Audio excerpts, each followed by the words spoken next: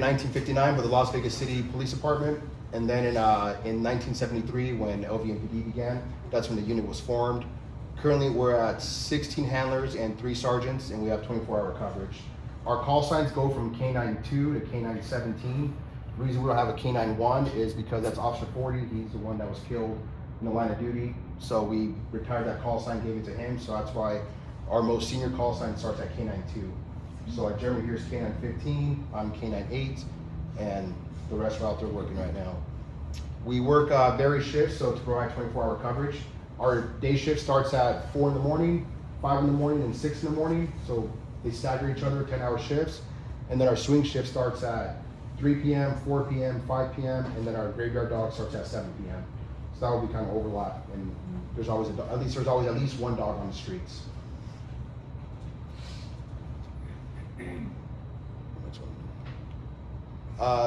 Not sure what the numbers on the patrol dogs, but every handler has one patrol dog. That's when you come to the unit, you get a patrol dog. After about, I would say about a year, when you're comfortable working a patrol dog, you then get your second dog, which is going to be a detector dog. For detection now, we have bomb dogs or patrol dogs. Only one right now is cross-trained in cadaver, but there's only one left, so we got to get our numbers up on that. And then for your secondary dog, it's going to be a detector dog for explosive or firearm. So our patrol dogs, they're not primarily a bite tool. That's a secondary thing. Their main thing is they're a searching tool. So we use them to search buildings. If your house gets broken into, or a commercial building, a commercial warehouse gets broken into, we'll use our dog if it meets our criteria. We don't just go to, officers call us, hey, this house looks broken into, send your dog.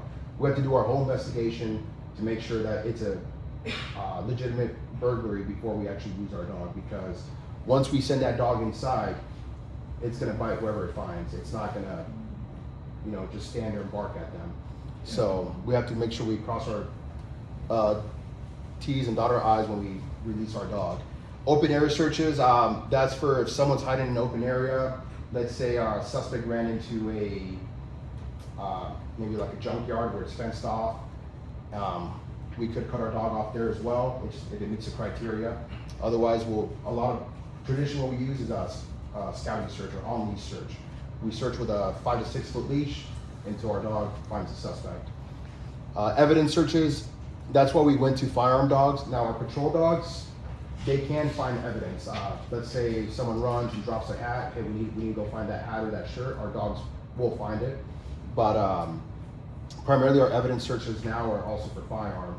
And the issue with using a patrol dog for a firearm search is our patrol dogs are trained on human odor. So for example, suspect drops a magazine, my odor's on it right now, right? In about 30 minutes to an hour, my odor dissipates from it. So our patrol dogs only search for human odor. They're not trained on firearm. So in an hour, 2 hours, our dogs aren't gonna hit on this anymore because the odor's gone. Versus a firearm dog, it could be out there for a week in the desert and our dogs will still hit on it because our dogs are gonna be hitting on the gunpowder, not the magazine itself. Search and rescue missions, we don't really do that anymore.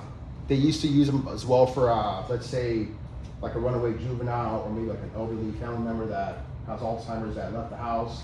The issue with using our patrol dogs for that now is the likelihood of our dogs biting is very high, so we don't do that anymore. But for search and rescue, the main one for that's going to be cadaver searches, which also Red Rock Search and Rescue, it's a volunteer group, they have cadaver dogs as well that they'll use for that portion. SWAT missions, so anytime SWAT is out on a mission, whether it's a search warrant or barricade, canines are with them as well. Same with our major violators, our fugitive apprehension team, the plainclothes detectives that are in plain cars looking for wanted suspects, we're with them as well when they do the takedown of the suspect. And then humans remains detection, our cadaver dog. Again, we only have one right now that's cross-trained, but we're trying to get more on board with that. So our patrol dog, so service life, we covered that. So again, we get it from 18 months to 3 years. Training takes about 3 months. And then around 8 years old, we start looking at the dog like, hey, is the dog ready? Can he still do the job? Does he still have all his teeth? Is he still mobile? Or is he starting to show signs that they're hurting? And then by 10 years old, we usually retire them by 10. Life at home. So the department gives us kennels. They give us kennels. We buy shade. We put swamp coolers there in the summer. Some officers will put misters for the kennels, but our dogs stay outside. They don't come inside. We don't bring them inside to hang out with the family or pet our kids. One, they're patrol dogs, right? So these dogs, since they were 3-4 weeks old, have been taught to bite. So I wouldn't trust that around my family. You can have the most stable dog ever, but you know, something can just switch for them, and then now they're biting your family members. So that's the number one rule. They don't hang out with the family. They can if you're there, but we don't bring them inside to hang out on the couch. Yes. So you guys do get to keep your dogs at your home with you? Yes. Like, so it's your dog, like, once they give it to you, like yours at home? Yes. And take with you when you go out on duty? Mhm. Okay. So they give us kennels. They live outside, but again, think about like a goldfish. A goldfish lives in a bowl its whole life, right? That's all they know. Same for these dogs. They've been in a kennel their whole life, so that's all they know. They're comfortable there. They lay there, they sleep there, they get fed there, so that they're comfortable with that. As far as sometimes in the summer, we'll bring them inside and put them in crates inside the house if it's really hot. If you don't have good shade or good like a swamp cooler or misters, but we took care of that as well. And then the issue we found out too is you bring these dogs inside the house, they're not gonna want to go to work. So that's the issue too. They get too comfortable. They're not gonna want to go find bad guys. I want to be on the couch instead. Especially with our detector dogs, which are they're more of a softer dog, right? So your labs, your German Terrier pointers. Like I want to be in the house. I don't want to go outside in 110-degree heat. I wouldn't either. So that's why we separated. You'll see on Facebook and YouTube a lot of handlers bring their dogs home inside the house, and we get away from that. And then also the liability of it hurting your family. Like, we can't have that. And then retirement.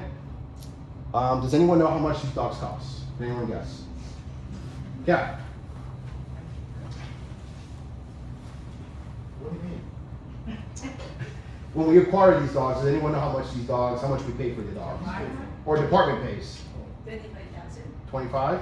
Okay. 15,000. 15? That's about right. So anywhere from our patrol dogs, they're anywhere from 18 to about 25. Our detector dogs, anywhere from 10 to 18, 20, just depends on the vendor. Now, let's say I retire my dog, I want to keep him. Do I have to pay for the dog? Yes, Dad. I do. Does anyone know how much I have to give the department for this $28,000 dog? Yes, Cap.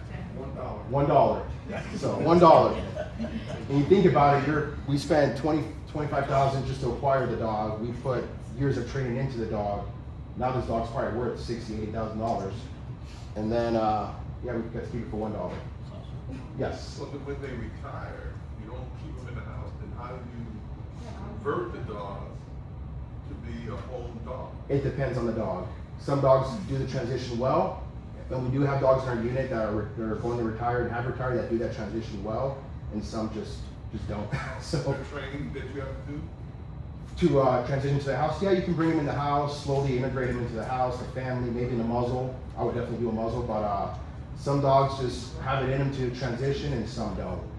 Every dog's different. They're all bred differently, so it just depends.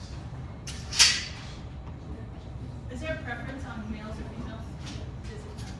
Yeah, so we primarily, for our patrol dogs, we have male patrol dogs. Our detector dogs, we do both.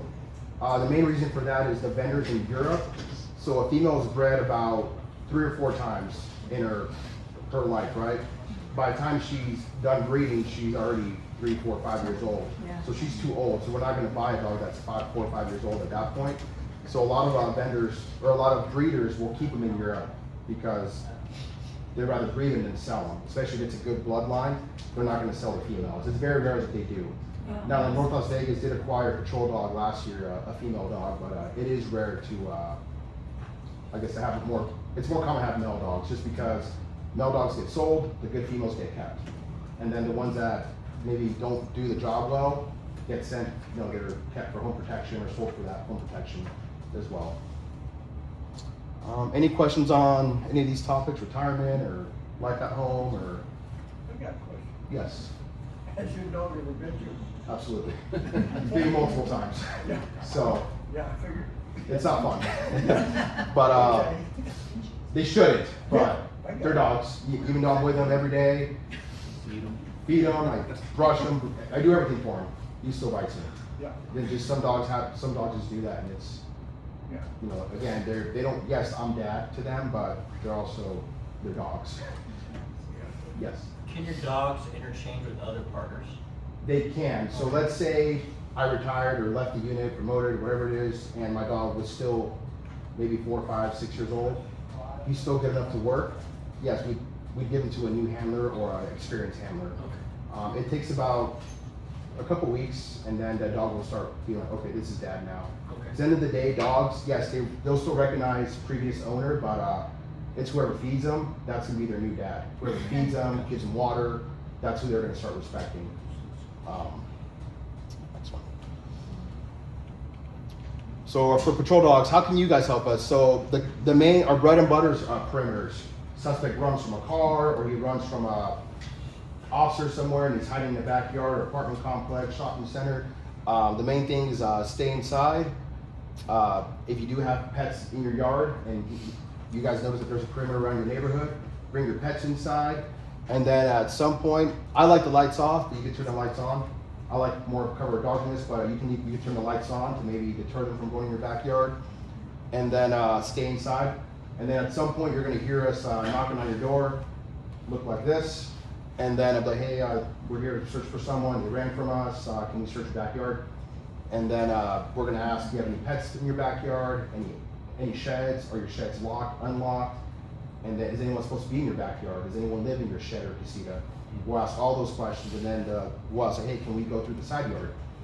Yes, it's locked. Can we unlock it from our side? If you guys have to go through your house to unlock it, I don't wanna put you guys in that position, so I'd rather just go through your house with my dog to your slider to go back there. Or give us a key, I'll have, one of us will hop over the fence, unlock it. But the last thing I wanna do is have you guys go in the backyard and possibly encounter the suspect. 'Cause they run for various reasons and they're desperate, so we don't know what they're gonna do. And then if you hear something in your backyard, give us a call. Like, hey, I heard someone in my yard, and then we'll get to it at some point. If it's in our perimeter, we'll definitely get to it. We might not get there right away, but we'll put in our checklist, like, all right, maybe suspect ran this way, now we'll check that out as well. Any questions on how you guys can help us? Look at your cameras too. Look at your video. You have cameras around your house. But hey, I just saw someone run past this way and all that. That helps us a lot. So our detector dogs. We have scratch narcotics. We got to update that now. We have 2 narcotics left, and they should be retiring within this year. So at this point, I think we're at probably 4 or 5 explosive. We have 2 gun dogs now. We have 4 more in training, so we'll have 6 gun dogs soon. And again, various breeds that we use them for detection. We'll do houses, businesses, vehicles, anywhere that they call us to.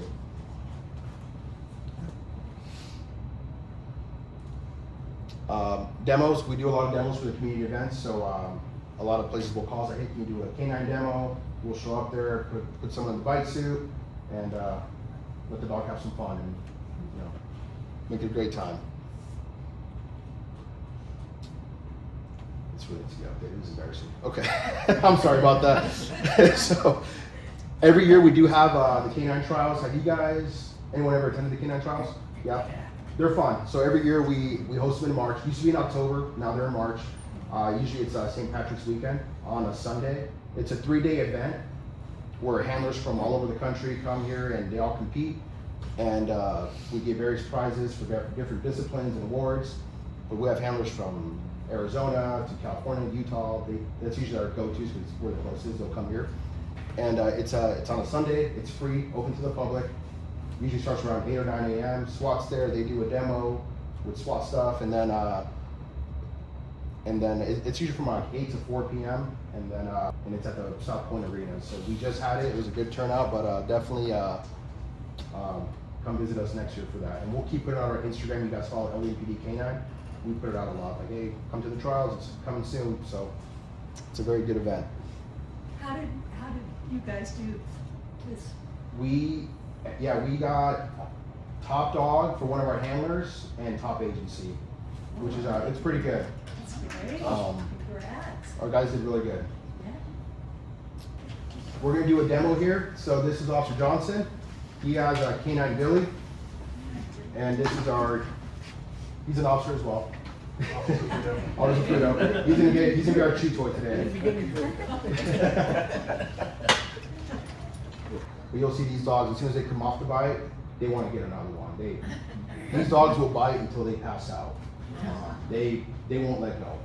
Like my dog about 3 years ago, he was sent in for the bite, he was stabbed multiple times, he stayed on the bite the whole time. So that's just these dogs. I mean, for them it's a toy, it's a game. So they don't know that they know they're going to work, right? But they don't know that what they're doing is dangerous. We know it's dangerous. They don't know that they're going in to encounter someone armed with a knife, or we're with SWAT and they're going inside a house where this guy has a gun. To them it's a game, it's training. But any questions? Yes. Yeah. How do you train who are the lucky people that get to help with the human odor part of the So training? we train every night. So day shift trains, swing shift trains with graveyard. We train every night. Or we try to at least. And it's officers that want to come to K9. They got to basically show interest in the unit. We put them on our decoy list. We have to put them through a little class. It's an 8-hour decoy class. And then we put out our group text of like 50 decoys. And then one always comes out and shows up, and we'll be like, hey, hide in this. What does that look like though? What does the decoy have to go through to help the dog understand the human odor? So how we started initially is we like our main foundation is, can the dog use its nose to find the bad guy? We'll put him in a bite suit somewhere hidden, dark, and then make sure his nose turns off. And then after that, we slowly put the bite suit away, and then just human odor alone is what the dog is smelling. Yeah. The thing with suspects is anytime a suspect runs, they're releasing apocrine as well, but their level of apocrine is just a lot higher. So think about it, if you just exercise or you're excited, you're releasing that same hormone. So when officers are chasing these suspects, our officers are releasing the same hormone the suspect is. Only thing is when the suspect is hiding in a corner, his apocrine's a lot higher, and it's just circling that area, and it's that's about 2 or 3 real finds for a dog. It's when it clicks that the dog's like, oh, I want this instead. So slowly as the dog gets more seasoned and more experienced, I can walk through an apartment complex, maybe there's someone on their balcony, he'll be like, oh, he'll give me a head check, like, oh, there's someone there, but he'll ignore it. He's like, no, I want that real odor that the suspect's putting out. Wow. So these are our bite suits. We used to use the big puffy marshmallow bite suits. We've gone away from that. As things have evolved over the past 30, 40 years, we want thinner suits. Thinner suits because then the dog they feel more bone, they feel more muscle. It shouldn't go through, sometimes it does. If it does, it's a little nick, it's not bad. But but the less material, the better. The reason we do that is because let's say someone's wearing a big puffy jacket, we don't want our dog just to buy jacket and think, oh, I'm doing a good job here. We want the dog to feel muscle, bone. He's got real good muscles and bones here. But so that way when the dog does in real life perform, they're used to it. They're not just used to a big puffy jacket. Right. So, and there's actually thinner suits in this, we don't use those, but there's some, probably about half the thinness of this, which is, he's already hurt. But it doesn't hurt the decoy. I mean, it does hurt, but yeah, go over there. And he'll probably just put him on the leash. Yeah. So this is Billy, he's what, 2 years old? He's 3. 3. He's a Belgian Malinois with floppy ears. So that's his trademark. Also known as Chris Willie. You want to So- just put him on leash there. Yeah. So we won't send him unless he has target lock on the suspect. So as you see right now, he's locked in on him, and that bite suit is the best toy in the world for him. They're really strong. So oh yeah, he's very They're strong. really strong. As soon as you give him the command, like you said, it's Fendi, he's gonna be on him. So Fendi. And you see the split force, it slows the dog down, and He's not gonna come off. yeah, pick him up. Again, to leave him on the bike for 2 minutes, he'll bite for 2 minutes. He'll be tired, but he'll do it. How's it feel, Tyler? Feels good. Feels good. Little pinch, a little pressure.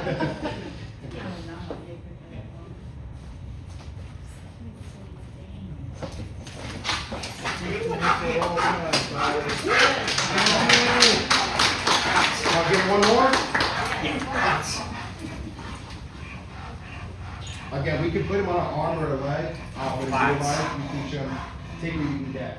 But some dogs do prefer legs over arms, so it just depends on the dog.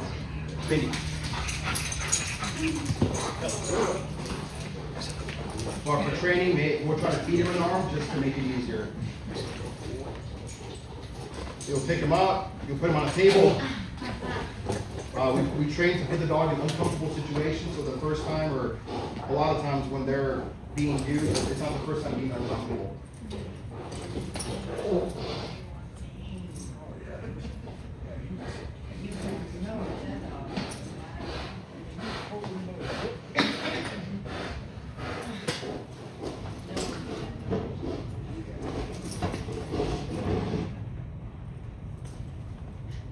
Stand still. Sometimes your teeth get stuck in the suit too as well. We gotta be careful with that because we can't snap it. We can't. You don't wanna do that. Good job, you hear me there? Can I decoy?